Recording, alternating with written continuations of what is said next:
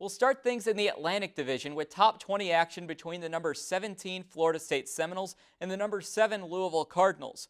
The Cards took 2 of their 3-game set with the Seminoles off the back of a lockdown bullpen in their 2 victories. Additionally, the big bat of Alex Binelas of the Cardinals propelled Louisville to the series win, going 5 for 13 on the weekend with 2 home runs and a double totaling 8 RBIs. With the series victory, the Cards hold the lead in the Atlantic Division just ahead of Notre Dame. Speaking of the Irish, the number 13 team in the nation beat the number 15 team in the country in the Georgia Tech Yellow Jackets in South Bend. The Irish won the series, taking the first 2 games before dropping the Sunday finale. Notre Dame, they looked at the bat of Zach Preisner, who batted over 500 against the Jackets, going 5 for 9, including a 3 for 4 line in the tight 10-9 Friday opener. The Irish now look to host the NC State Wolfpack in the reigning ACC Pitcher of the Week. And meanwhile, for Virginia Tech, the road has not been particularly friendly to the Hokies. They've had all 3 of their conference losses on the road, and with another road game against Miami down in Coral Gables, it could mean the difference for the Hurricanes in this game. Well, both our reporters predict the Hokies to come out victorious in Coral Gables, and I'll have to say I agree with them. As Ryan mentioned, the Hokies have not lost back-to-back games. I think that trend continues. Similarly to their previous game in December, I think it's a 2-point game. Virginia Tech 72-70. Wasn't able to get close to the ball. Cross inside the 18-yard box. Slow roller saved by Zambetti. And I don't know about you, but in that first 30-second period, I know Clemson started with the ball, but it seemed like they were a little more aggressive than they were in that first 10 minutes of overtime. Yeah, already getting into Virginia Tech's defensive third and creating a chance that we didn't see in the first overtime period. Ball quickly going to find its way from goalie to goalie as George Marks will roll it out for a Clemson possession.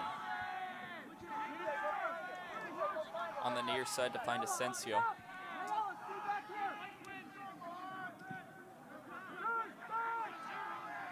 At midfield, pressure from Virginia Tech, keeping Clemson at bay, stopping them from getting too far into their attacking third.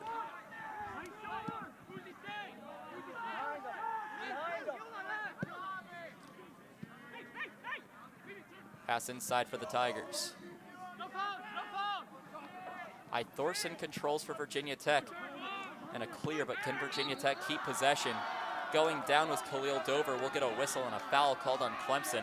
Virginia Tech getting a chance at their first true possession of this second overtime period. Smart play by Dover. They haven't really had the ball yet, and he probably wasn't going to keep possession of that service, so he'll just take the foul, and Virginia Tech will take possession.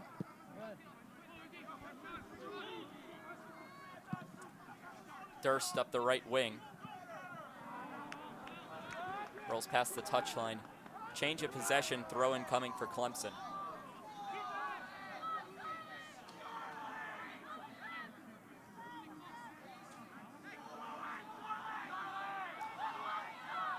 Asensio on the throw in. Clemson working at midfield. Labovitz runs him over, a whistle called and a foul.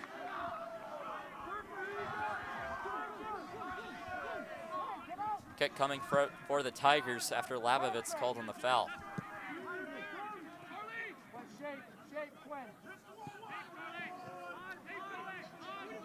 Turnover by Clemson. It goes the way of Virginia Tech. High arching pass will find Labovitz. A challenge. But Labovitz able to roll the ball back to keep possession. It'll find Blumler. Blumler with a tie-up excites the crowd. Pass inside. Labovitz keeps it in play. Good play by Labovitz to stop it from rolling past the end line. And now it's Blacklock trying to keep it in, but the official says it went past the end line, and a goal kick coming by George Marks. Some good looks for Virginia Tech, just unable to keep it from rolling past that end line. Yeah, some attacking flair from both Blumler and Blacklock late in this overtime game. Crowd started to get into it the longer that Virginia Tech was playing with Clemson. Blacklock will pass it out to Blumler. Blumler cross inside looking for Labovitz, but it will be headed away. Past the touchline, throw in coming deep in the Virginia Tech attacking third.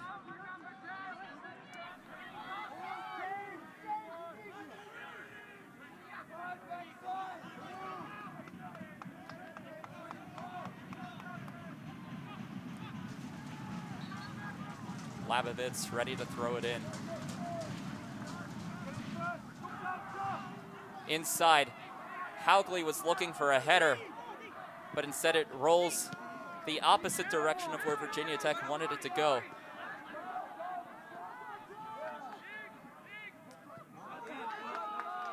Clemson struggling to get it into their half of the field. Good play by Thorson to keep it in the Virginia Tech attacking half.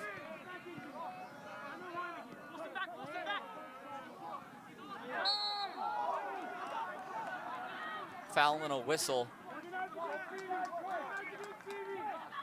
to go against Virginia Tech. Free kick by Clemson, passes it back, all the way back to George Marks, playing just outside of his box. Under 5 to play in the second overtime period. If no goal occurs in the remaining time, this game will end in a 0-0 draw.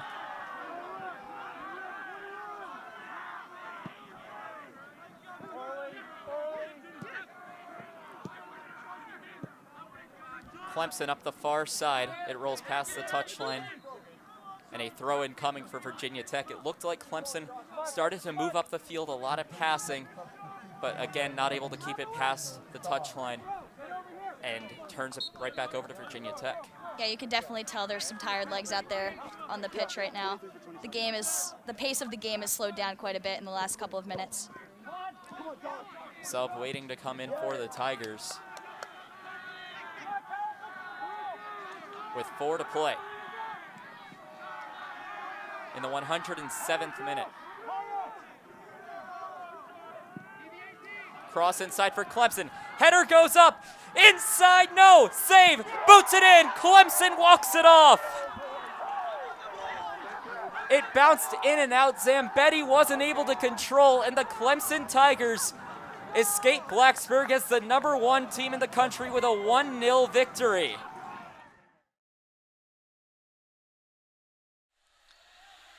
Six fouls for Virginia Tech. The next one will send Wake to the line for a 1-1. 1:45 to play in the first half. Pass inbound, stolen away by Virginia Tech, and it's Tyrese Radford up the floor, fouled on the way up, couldn't get the ball to go in the basket, so 2 shots coming up for Tyrese Radford. That's the speed you like to see from your guard, and Tyrese Radford makes one play on the defensive side and travels all the way up the court. So many black jerseys around him in the Wake Forest Demon Deacons, but he was still able to get a shot up and get to the free throw line and really build on this 21-point lead for the Virginia Tech Hokies. Ian DeBose called on the foul for Wake Forest. First shot by Radford is good. DeBose just checking into the game. He'll get his first foul, Wake Forest 5th. Tyrese Radford, the redshirt sophomore out of Baton Rouge, Louisiana, played a team-high 36 minutes in their previous game against Georgia Tech, scoring 11. His second shot is good, so Radford goes 2 for 2 on this trip to the line. It's 45-22. Joe Bamisil checking back in for Virginia Tech. Carter Witt carries it up the floor for the Demon Deacons. Left side to DeBose. Passes it all the way to the right wing to Neath. Centering pass to Witt. Rolling inside. Tried the alley-oop, couldn't get it. Odio Guama was the intended target. It's on the floor, and it will go the way of Virginia Tech. A foul called on Wake Forest. Yeah, you love to see that aggressive play there from Oguama, but just not able to play with it clean. And for the Wake Forest Demon Deacons, they've given up 6 personal fouls now, Tyler, so 1 more to give for the remainder 82 seconds of this game. Half.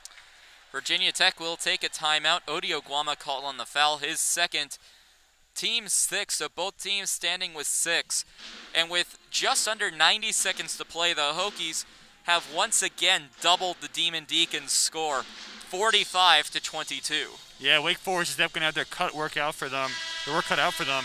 in that second half, being down by 23 points. They look like they don't have much offense that's not including the outside shots behind the arc. They're 5 of 15 from deep, but 8 of 23 from the remainder of the field. Jonah Antonio, 9 of their 22. Carter Witt has 5 off the bench. Besides that, not a great production so far for most of these starters. Williamson, who is the team best, 12.2 points per game on the year, only has 2 points on 1 of 5 of shooting. Ball back into play. It will be Couture carrying it up for Virginia Tech following the foul, and we'll get another whistle just as Mutz puts it in the net. And it will count as a shooting foul. It was on the floor, but 2 shots now coming up for Justin Mutz, the redshirt junior transfer from Delaware. He makes the first shot off the foul, 1-1 for Virginia Tech. Get a substitution in between the 2 shots. David Gasson checking back in for Virginia Tech. Mike Young calling his first timeout of the game just prior to that play. Second shot by Mutz is good. 3 timeouts remain for Virginia Tech. 2 already used by the Demon Deacons, so they have 2 remaining. DeBose on the right wing. Centering pass to Johnson. He'll find Witt on the left side. Back to DeBose. Inside the paint. Pass outside is tipped and taken away by Gasson. Gasson up the left side. Lays it up. Couldn't get it. Another one off the backboard. Couldn't tell who touched it on Virginia Tech, but it's Wake Forest who comes away with it. And Carter Witt taking a run and jump 3. No good. Defensive rebound by Gasson. 40 seconds to play. Shot clock and game clock separated by 15, and it will be Hunter Couture slowing the ball down up the right wing. Couture will hand it off to Tyrese Radford from the free throw line. No good. Defensive rebound by DuBose. Shot clock turned off with 27 to play. DuBose carries it up. Left side to Witt. Wrapping it around all the way to the left elbow. It will find its way back to Witt. Centering pass to Neath. Neath for 3. No good. Defensive rebound and a whistle. It was Gasson who took it away. It will go the way of Virginia Tech. Foul called on Wake Forest. Yeah, kind of confused right there why Wake Forest was so eager to host up a shot with 15 seconds left in the half. I get that the deficit is 25 going in against the Demon Deacons, but still, now you have bringing the Hokies to the free throw line to really add on to their lead. That's the worst thing that the Wake Forest Demon Deacons really want going for them right now. A 12-0 run for Virginia Tech. Foul was on Ian DeBose. That's his second, team's 8th. Gasson's first shot of the 1-and-1 is up and no good. Defensive rebound by Wake Forest. 10 seconds to play. Up the court comes DuBose, being double-teamed by the Hokies, and a foul's going to be called on Tyrese Radford. So now going to the line to try to end the scoring drought for Wake Forest is going to be Ian DeBose, the graduate student from Durham, North Carolina. Returning to his home state after playing his 4 academic years at Houston Baptist. His shot is no good on the 1-and-1. Pass inside with 3 seconds left. Here goes Bamasile, who throws it down. With emphasis, Joe Bamasile ends the half with an exclamation point. 49-22 Hokies. Now inside Virginia Tech territory, it's going to be a handoff to Cameron Harris. Harris takes a bunny hop before tripping and falling down. Rayshard Ashby was ready to make a tackle regardless. 6.5 minutes to play, 2nd down and 10 as he got back to the line of scrimmage. Cameron Harris getting a few more touches than he's typically used to in a game, especially in this second half after De'Aaron King failed to complete passes at the start of the second half. 2nd down and 10. De'Aaron King will have Cheney to his left side. Fakes the handoff to Cheney. Instead he has Mark Pope. Touchdown Miami, right over the middle on the slant route. Mark Pope Jr. into the end zone. Touchdown Hurricanes. Just said it a moment ago. RPOs, slant, bubble screens. There's the slant. Pope with breakaway speed.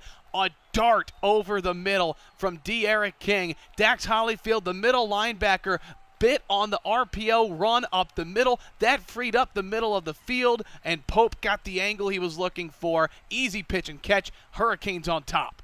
And indeed, they will try for the 2-point conversion to make this a 3-point game. The Hurricanes have taken the lead regardless, 25-24. King will step back to pass, looking to the right side in a deflection by Dax Hollifield. Don Chaney Jr. down facing the turf. I just think more out of disappointment. It looked for a second that he could have been injured, but gets up, runs off the field on his own power. But the Miami Hurricanes reclaim the lead, 25-24, with just under 6 to go. The Hokies will get the ball back to try and take the lead right back when we return on 3304 Sports. Welcome back, Tyler Katz alongside Evan Hughes for 3304 Sports. Just moments ago, Miami scoring a touchdown to retake the lead. 2-point conversion was failed on the 36-yard completion to Mark Pope Jr. 25-24, Jose Borregales into the end zone for a touchback. Virginia Tech will get the ball back with 5 minutes and 59 seconds to play. You know, one thing to keep in mind, as you mentioned, with just under 6 minutes left to play, Will Stewart pointing this out on Twitter in between the break, and that's it. Virginia Tech has had 2 drives over 3 minutes today. 4 minutes, 43 seconds, their longest drive of the game. 5:59 left. It's going to be interesting to see how much time they can take off the clock because they haven't really had long drives today. And not only that, Miami still controlling all 3 timeouts. Hooker takes the snap, fakes the pitch, looking deep over the middle. Far side intercepted to Corey Couch. Comes up with it. A huge interception by the sophomore out of Fort Lauderdale. And a turnover, the first one of the day by either side, and comes at a huge time for the Hurricanes. And the first play of the drive, Hokies take a deep shot. Caleb Smith looked to turn in towards the middle of the field. Then he turns back out based off the throw. Hendon Hooker throwing into double coverage there. A rare mistake because Hooker doesn't turn the ball over that much. And that is a big-time play from Couch in Miami. They've got the lead. They've got great field position. All 3 timeouts. What a moment for the Hurricanes, who have been trailing in this game. And the turnover chain is out in Blacksburg. The turnover chain makes its first appearance in Blacksburg as there's a tipped pass to Corey Couch on the interception, part of the private school revolution, I guess, in South Florida out of Chaminade Madonna Preparatory Academy. It used to be all public schools playing for the Hurricanes back in the 80s, 90s. It's becoming more of a private school type system in South Florida. 5:48 to go. A incomplete pass by De'Aaron King will set up 2nd down and 10. King will line up with a receiver to his right side. The interception puts them on their own 40-yard line. King takes the snap, looking to his right side, under pressure, taken down. Justice Reed and Dax Hollifield, one on the left, one on the right, and trip him up. Excellent pressure there, and what a day for Dax Hollifield. First time this season he's gone over double-digit tackles. There he is coming on the outside. He went right by the left tackle untouched, and nothing De'Aaron King could do there for Miami.